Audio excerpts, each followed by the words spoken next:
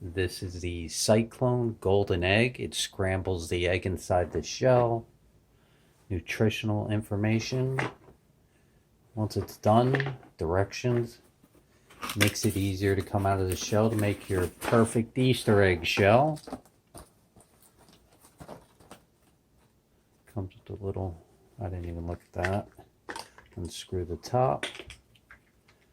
Pop the top. Place the egg, pointy side up. Put the top on. If you're doing this with kids, this might be the part you want to do. That pin right there, I always leave the open towards the back. I'm left-handed. You're going to pull with the right. Make sure the pin goes into that slot. Not very good design from the engineers.